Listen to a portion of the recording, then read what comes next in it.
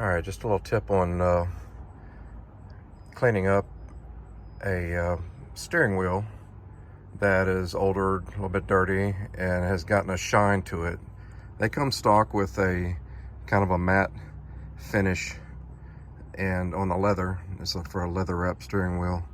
And if you look close, it's probably hard to see on the camera, but it's kind of shiny and slick all through here. It doesn't look terribly dirty, but it gets real slick. Now I started cleaning this, and so this is more of a matte finish. I stopped right about this line, so you can see that's shiny, and that's kind of a matte factory finish.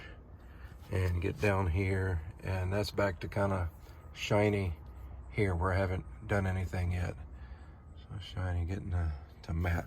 And this just has a nicer feel. This gets a little slippery in your hands when it gets slick and shiny like that. And this is back to more factory what it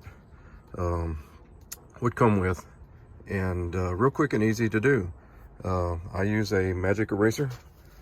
This is just some knockoff brand I got off eBay or Amazon or something, and some water. This is actually water with just a few drops of soap in it, soapy water, which is fine too, helps clean a little bit. And you just kind of scrub on this, and I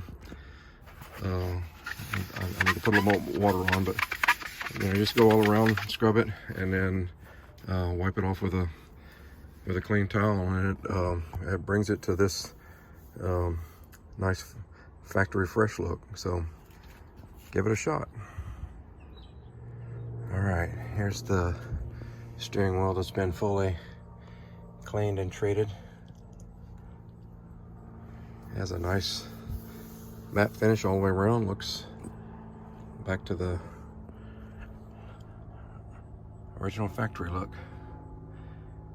Pretty quick and easy.